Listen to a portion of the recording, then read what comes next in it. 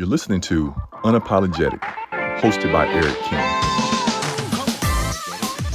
OBU 95.9 FM. Whew, we got through that. So we're going to bring in the one, the only Mr. Dean Patterson. So Dean Patterson Jr. is a seasoned educator, cultural advocate, and a retired associate vice president and dean of students at Case Western Reserve University. He helped shape not just the policy, but also the possibility for young Black men and women navigating identity, stress, and survival in predominantly white spaces. And so if anyone know, Case is not only is not necessarily that it's a complete white space, it's just a non, for the most part, Black space at times. So without further ado, I would like to bring in my man, Mr. Dean Patterson Jr. You still there, man? Oh yeah, I'm still here. Hey, what's up, bro? How you feel? Oh, I'm good, man. How you doing? I'm doing well, man. Who knew years ago? It had to be like what, at least 20 plus years. You and I bumping into each other at Case Western Reserve's university's cafeteria, and just sitting there, being there together would, continue on 20 plus or two decades plus, man. I appreciate you. Oh man, same here. Same here. I bet you don't even remember that, do you? Oh yes, I do, because I remember there's not too many Black men in counseling and therapy. That's for sure. At least doing it rather than being in it. Yeah. So it's been a while, man. And like I said, even your wife, she is a mental health provider, and you have done and impacted quite a few, mental health of individuals, that you come in contact with, right? You definitely have helped and serviced a wide array, but like you said, there's very few of us that look like us out there doing this thing, right? So exactly. I appreciate you, man. So let's get it started. So you as an individual have a very interesting story. So if you could just set the stage just a little bit before, before your titles, before you were at Case, what, who for the most part, because I believe in mentorship, who for the most part poured into you when you were young? Well, I'm gonna have to say my mother first, because I lost my dad at 3 years of age. Mm. So she took over both roles, and she didn't play. She was strict. She still taught me old school. You respect your elders, you do what they say, and if they need something, you just do it and don't say anything about it. Right. So, she made sure my community, she made sure the people in my community, and they love to do it, especially the fathers. They would all take me in to people in the neighborhood, just made me feel like I was a part of their family. If they were going somewhere with their children, being an only child, Yeah. they were going somewhere, they make sure I went with them. And my mom made sure that those kind of things happen. And she made sure, like, started playing baseball, Mm-hmm. in a regular league when I was little. I started playing football, Right. you name it, Boy Scouts, you name it. Anything it was to keep me out of trouble and do stuff, she did it. And books, I mean, all I did was read. Yeah. Growing up, well, I'll never forget, because my friends would come over after Christmas and say, let's play with your toys. Yeah. And I go get all my books, and they'd look at me like, no, those are books. Those aren't toys. That's work. That's what they call it. Right. But that's all I had, and I loved them. So I said, oh, they go, no, let's go back over and play at our house. We got some real toys. I got the I'll real never stuff. forget that. Right. I'll never forget that, man. At first, I felt a little sad. Then I thought, okay, I guess we just got different toys. We got different goals. That's it. We got different goals. So my mom pushed, education. That was the main thing, and not just in school, but everything out school. Because she thought you didn't just learn in a regular academic environment, classroom. You learned the whole world is your classroom. Right. She believed in She believed in ahead. respect. She believed in respect, and how you treat people was more important than anything else. Yeah. And so when we look at this generational divide as it relates to respect and growth, and you are an individual that worked at the college, and in working at that college, you've had the opportunity to impact, individuals in your generation as well as forward. When we talk about that respect factor or that lack thereof, because, well, okay, let me say it like this. I talk about that lack thereof of respect factor because I truly believe that shame is no longer something that that we hold Dear, when you're working with someone, right? This is brother to brother. We are talking about black men. When you're working with someone and you're attempting to have them hold space, in this institution, for respect and having that level of let's identity for yourself. How do you pour that into or get them to see that what they do is not just about them, it's about other people that are connected to them? Well, one of the things that any person that came in my office, and because I worked with so many people, but when black students, came in my office, there's three things I would say to them, like Mm-hmm. I say to anyone else. First, I tell them they were most important. Mm-hmm. I tell them they were my best teacher because Gotcha. they're the expert about themselves. And my job, I do whatever I can, what's in your best interest, but not what's easiest for me. Right. Right. And then I say, do you understand that? And my job was to do exactly what I said to them because it's about trust. They had Yeah. to trust me before they'd even think about giving me any respect Right. Right. because they didn't see many people like me on campus. Right. Right. So they came to me, it's kind of like, was I going to be like the rest of my fair skinned brothers or I'm going to be the brother that they needed to So if y'all don't know, Dean and I, we both share the same hue. We're of the light skin hue, and so there are times when, they look at us or our skin color and believe that we have a closer proximity, quote unquote, to whiteness. Is that what you're talking about? Yes, that's one piece. But Yeah. the other piece is now I need to share this about who I am, Mm-hmm. and this took me later on in my career. I realized I think everybody's black. Yeah. Right. Now, so the white people who are on my campus, when I give a talk to Mm-hmm. 200, 300 people with the president, I don't care who it was, all around the country. My first thing I would say, I said, so glad to see all my brothers and sisters here today. The ones that know it, the ones that don't, the ones who never would want to be. Right. I said, but Right. the bottom line, everybody in this room is black. Right. Right. Because history didn't start with slavery. History started way back when we all lived and came from Africa. We know Exactly. why we look different. We know our skin and our hair. I said, so that's who I am. Mm-hmm. But the bottom line is, I love you anyway, because y'all all black. Right. Right. So that's how I would start my conversations with people. And my president, I remember my president, she put her head down and said, you the only black man can tell everybody, all these white people, that they black, and you tell them you love them. Then afterwards, they all come up and hug you. Right, right. Well, I mean, that's just who you are, and that's just Exactly. something that, like I said, when I met you and I saw you, it was something that was pretty unique because you walked up to me, and in walking up to me, you for the most part said, "Bro, what you doing here? Who are you and what you doing here?" And I was looking to the fact of like, all right, bro, who are you and what you doing here? But no, but so if we go back to you as the individual and you as someone who have been working through this thing we call diversity, because that's actually a part of, I would assume that's a part of your role. Oh, um, absolutely. and when you look at what's going on right now with the assault on, DEI and some of the other cultural aspects to bring us, more to integrate us from your mindset. What are your thoughts to that? Well, I think the hard part right now is people in our administration right now made DEI a negative. Okay. It's never been. It's to help everybody. And the people who got the most help, the irony, Yeah. our fair skinned sisters, our white sisters, Yeah. Yeah. got the most help from DEI. Yeah. And they try to make it like we did. And that's not the truth. Exactly. There's so many lies out there about DEI and turn negative. DEI is one of the best things for everybody. Right. Right. Because You know, if you research, just like anything else, like welfare at during the Reagan era was supposed to be this concept that was the welfare queen, right?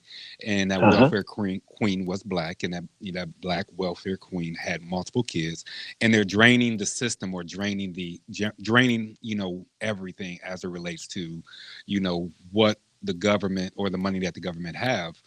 If you look at the research, it is not primarily black and brown individuals that are on welfare. So it sounds as Exactly. if it's the exact same argument.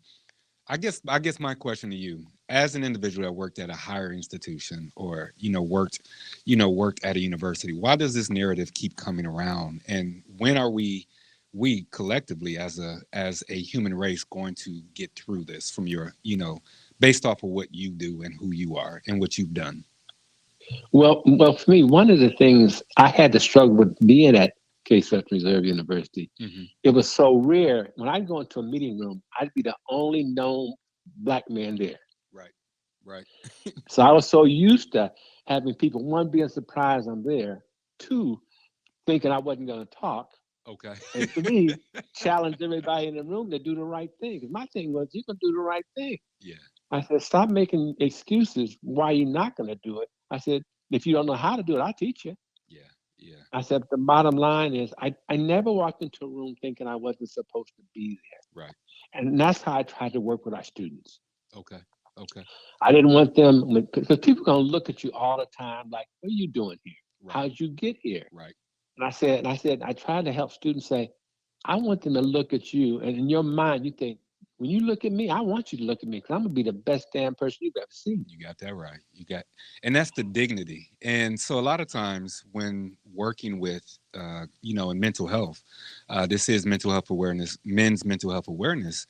I work with, those men on instilling or solidifying their dignity or even healing that part of the self. When your years, how long did you do at a case again? 40 years. 40 years. So in your 40-year period, which is, a generational period, in your 40-year period, when working with, black men, what was the one thing that you recognized when they came to you that they were actually struggling with? One of the things that they came with, most of all, not knowing what to do with, is anger. Yeah. Okay. They came with anger, and I would try to help them understand it's okay to get angry, Yeah. but the key is what you learn to do with it. Right. Right. How do you manage that anger inside of you to turn it into something in a positive way to get what you want and what you need and to Yeah. help others? Yeah. I think And for, no, oh, go ahead. Go ahead. Go ahead. no, and when they came in, I would say that, then they look at me and they go, "Well, Dean, you never seem angry. You always." I said, "Well, please don't think that." I Right. said, "I'm angry all the Exactly. time inside, Exactly.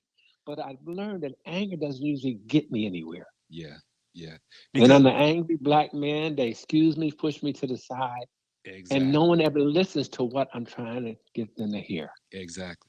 And what I was so excited to jump in is to get what's your thought process on this idea of anger management? I hear so many people come to me and say, "Oh, I need anger management. I need anger management."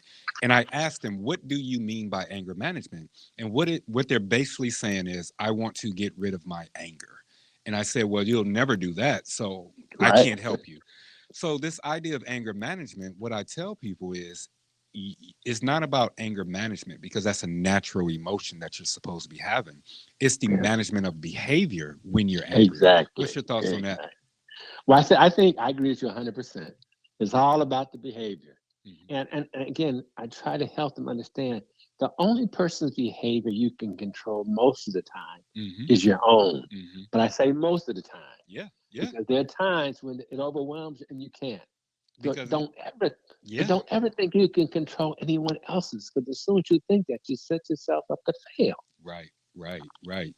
In going downhill or in stopping someone that you're mentoring from going downhill, do you got a go-to parable, a go-to book, a go-to concept that you can help the listeners in managing who they are in that moment of anger, or even, let's be perfectly honest, because anger is the byproduct of some sadness that men go Sure. through, some irritability that men go through, some disbelief, some self. So anger is just simply what we are allowed to actually show.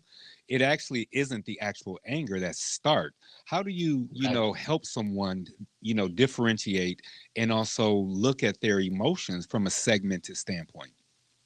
Well, one of the things I've always tried to do with students and people in general is just to say, think of a time. When was a time when you felt the most mistreated? Hmm. Hmm. Hmm. So I'd have them think about it. And I said, tell me what's going on. What was happening to you? And it would come out. They would be so hurt, but it would come out like anger, but it would be hurt. And then I take them to the next step. I'm not going to leave you there. Mm-hmm. Think of a time when you felt the most cared for. Right. They Right. in their chair, they would smile. They changed their whole position when they were sitting. And I said, tell me the story. What's happening to you now?" Right. Right. In this So moment. then In this moment. exactly. And I say, and for me to be, how can I try my best to keep you there? Right. Right. What can you do? Teach me how to keep you there. Because I never wanted people to think that they thought I knew what was going on with them. I Right. said, no, no, no, you my teacher. That's why I told him when I came, you my best teacher. Teach me now. Yeah. Yeah. Teach me what I can do best to help you with what you need and have felt the best about. Yeah, yeah. Because I don't think people actually understand that when you are in a relationship or, therapeutic relationship or uplifting relationship, it is a symbiotic relationship, which means Exactly. that you are teaching me while I am teaching you or leading you. When you put it in that, when you put this idea of excuse me, this idea of relationship to black men, do you find that there's a pushback because of, to be in a relationship has been unilateral, to romantic or sexual? Well, it's funny. You went right where I hoped you would. But I didn't know you would. Because my next thing I would say, I'm a hugger. Yeah, yeah, And I'd always try to help black men understand that you need to be able to tell somebody you love them. yeah. And you need to be able to tell a brother that you love them if you're ever going to love a black woman right. Right. Say And that they, again, because people don't understand that. no, I would tell that brother, if you can't love another brother, you're never going to be able to totally understand how to love a black woman. Right, And right. they look at me like I was saying something really strange.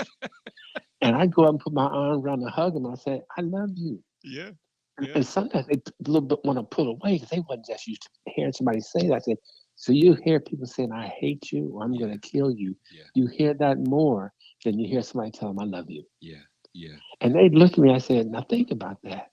And I don't care. And again, I said, I don't care what religion you belong to. Every religion I've studied is based on love. Hey, Why is that amen. the last thing you hear? Yeah, yeah. It's the last. It's literally the last thing you hear. Every religion, whether it's an Abrahamic religion, the Eastern religion, or a quote unquote natural religion, it's all about love. And that Exactly. concept of love and loving black men has been something that I know for me, I have been attempting to usher and to advocate, for black men. When you're as you're working and you're going through, what are some of the programs or organizations that you look for based off of your 40-year history of programming and support for students, that that they're actually there for the black man and to foster and bring out the greatness within black men? Well, I think one of the things they had on our campus was multicultural affairs. Right. And they had programs within multicultural affairs. There's one of the departments that worked with me. But when I was in college, because I also went to school at Case Western Reserve University, I was in an organization called the Brotherhood. Right. There were only 8 members. Now it was a fraternity, but not a fraternity that was listed on campus. Hmm. There were 8 of us that came from all over the country. We intentionally had all different majors and minors. So if one of us was taking a class outside of our own, we had somebody who could help us. Right. Right. Support. A support group, exactly. And Mm. once a week, one of us would be held on the carpet. We get in Mm. a room, and then they say, and what they would do is say what you did or didn't do. Ask you. It was about how you treated women, how you did your academics, what you thought about life, what you Right. thought about the country, Right. and you hated it to be your turn because you knew they were going to grill you and grill you. They was gonna get up on you. They was gonna get up on. Exactly. But that's the part of a real relationship, accountability. So We've been doing this for 50 years. We still do it. that's We it. meet once a month, still doing it. Mm, mm. You so this idea of accountability goes back to this Exactly. idea of shame. So I believe that there, in a true relationship, there's boundaries, limits, expectations, standards, and accountability. And that accountability is that literal part by which if you do not do what you're supposed to be doing, you have to be held to carpet, on the Yeah. carpet. In this Yeah. day and age, we can either take this from a university standpoint or community standpoint. That accountability is not something that is valued. Would you agree to that based off of what you're Well, seeing in well, our culture? oh, absolutely. I agree to it because being held accountable is part of love. Hmm. Hmm. And because if your friend was doing something that they shouldn't do, Right. should you be the first one to tell them, or because they're their friend, you keep quiet and let them keep doing it? Right. Right. You You got. need to be the you need to be the first one to tell them they're screwing up, Yeah. and you're Yeah. doing it because you care so much. Because later on, they came back to you and said, "Why didn't you tell me I was screwing up?" What you gonna tell Exactly. them? Well, you're my friend. I didn't want to hurt your feelings. Right. No, you need to be the first one to let them know because you're the first one to try to help them stop and change. Right. Right. Right. It's we we laugh about it. Like your real friend is not that friend that lets you go out with that on. You know, that real Exactly. friend is be like, yo, I think you need to change that up. Right. That's that No, accountability. So exactly. when you're so if you had the brotherhood, you had your mom, you had what are some of the other things that you had that not necessarily was there to hold you accountable, which we all need, but was there to, foster, the Dean Patterson who you are today. Well, I like to meditate. I'm very spiritual. I Okay. can't say I'm necessarily religious because I think of that in very different types of ways. Right. But again, it's just thinking about things, meditating about them, paying attention, Yeah. and Yeah. and and knowing for me, I'm a server, so I try to always do what's in the best interest of the people I serve. Right. It's not about me; it's about them. Okay. And if you could, saying that is one thing, living it is the hard part Yeah. Yeah. because it makes your life harder because it's not about you doing what's easiest for you. Right. It's what's in the best interest of the people you're caring about. Right. Right. So let me reset it right quick. So this is Unapologetic on WOVU 95.9 FM. This is Mr. Dean Patterson Jr., who is a retired educator, advocator, mentor, and all that of, Case Western Reserve University. And so we're just talking, a little bit about his growth and the amount of pouring into or giving back that he's done. So I want to go back to this idea of relationships. What I've found over a period of time is men don't have great relationships with one another. What it Do you see that same thing, or is that that's just my opinion? Um, and I can give you where that comes from, but based off of your work and things that you've done, do you see a similar struggle with men having genuine relationships with one another? A- Absolutely, because I don't think necessarily many are taught how to do it. Okay, It's like, and we as men sometimes think we just know how to do stuff, right, or and we're not always the best talkers. yeah, We have to learn how to communicate with each other and be honest hmm, and not be ashamed to do it. Not think I'm less than or I'm weak or any hmm, of those types of pieces. You need to think about no, no, no. I got to be the best I can be. So I need to learn all these pieces. yeah, yeah, I used to work in healthcare. okay. I was the only man in my department. I was in charge of the department. I had 17 fair-skinned females, white Right. females Right. in my department. Everybody would come to the department thinking one of them, and this had Rainbow Babies and Children's Hospital. One of them would think, everybody would think that one of them had to be in charge Okay. because it was child development. My background is child development, but again, as a black man, Right. no, black men don't do child development. I Right. used to teach kindergarten and nursery school, only man in the entire school, same situation. And so for me, I had to learn that oftentimes for men, Hmm. I had a blessing because I learned the more what they would say the female side of how you do things as well as the man side. Right. So it gave me a blessing to mix those pieces. Mhm. So it wasn't like men do this and women do this. No, we can all do these, Yeah. Yeah. but we have to learn how to do it and know it's okay. Yeah. That know it's okay part is I think the struggle. Yep.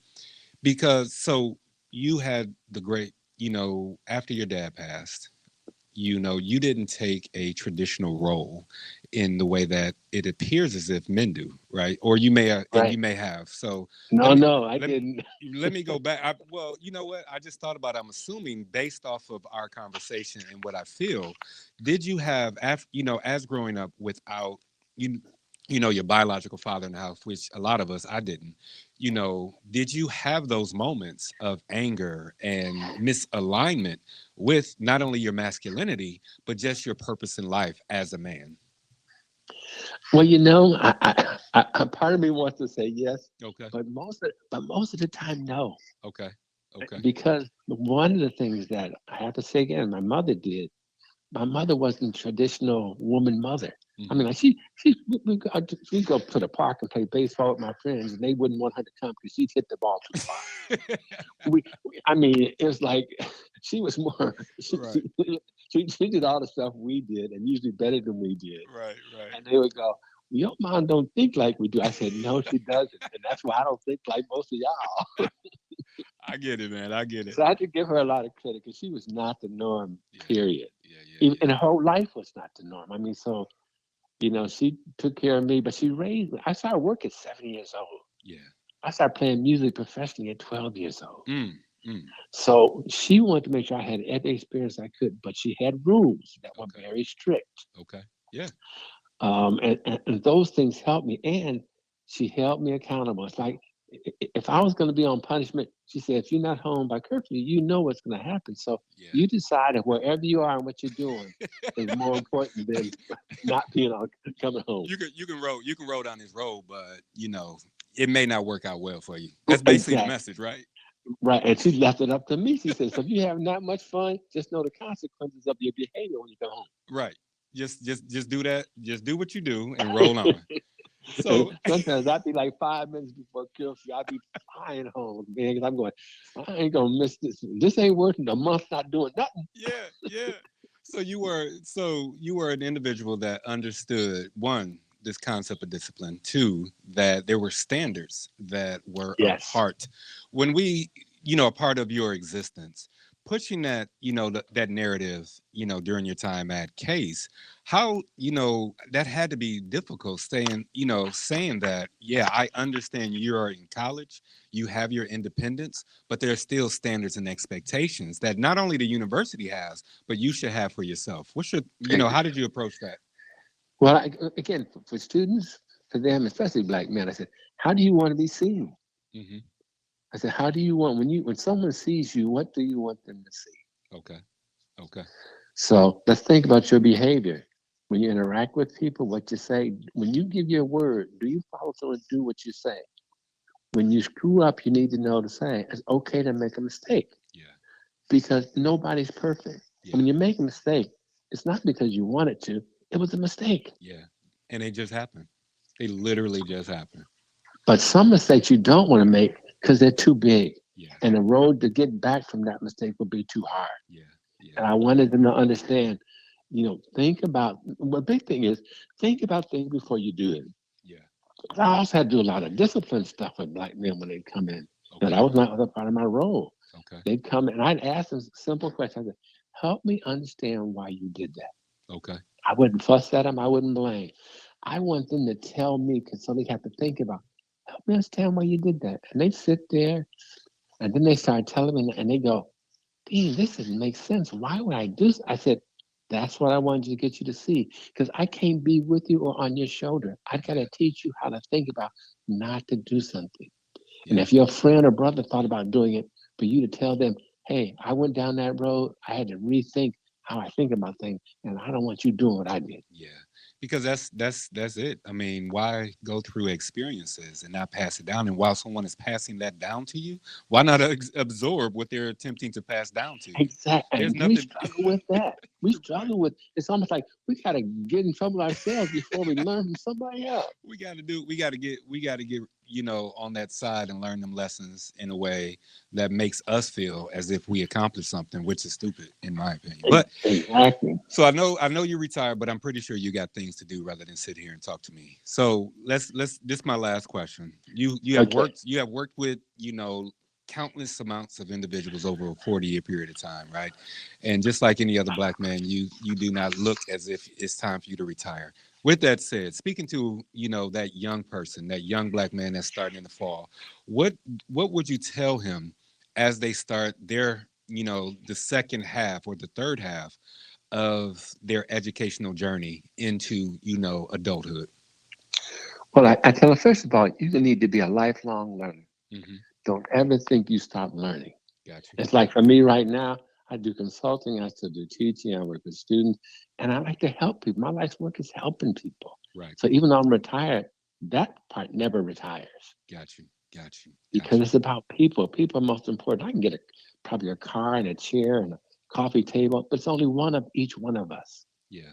Can't get another one of us. So that's why the person is always most important.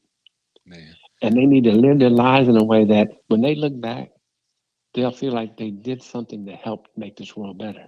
Man. And if you have to think about it, and when you're doing it, if you're doing it the way it should be, you shouldn't even be thinking about it. It's just like this is just what you do. Second nature. Second nature. Exactly. All So right. now for me, it's been great being able to still do this with educators around the country and people and children. And it's for me, it's all my wife has to tell me, Dean, you're tired. Stop doing something. Stop, sit down somewhere. But no, you gotta keep moving. All right, Right. man. Dean, your work and your honesty are a mirror and a light for us, man. Thank you so much for showing up for me. You know, anytime that I've needed you, thank you for showing up for all the young men and women that you have impacted, you know, not just from a mental state, but just a whole life state, you know. And if anyone is listening, you can follow Dean on LinkedIn and continue this conversation. If anyone, you know, when you meet Dean, you will feel as though you have known him your entire life. And so, like I said, that 20 plus years ago, when you know he and I met at Case Western Reserve, I just appreciate him taking the time to talk to me as I'm running around or moving through trying to get my oatmeal. Dean, I appreciate you, man. Oh, I appreciate you too. And one last little thing. Yeah, go ahead. I used to try to get the university to send students to you because we didn't have we didn't have a black male therapist. Yep. We need more. Like I said during my intro, we need more black men out there doing the job of face-to-face therapeutic work. We got enough mentors. We got that. We got enough, group home. We literally need people to sit down in front of people to do the work of mental health. So I appreciate you, man. Okay, man. You take good care now. All right, man. You be easy.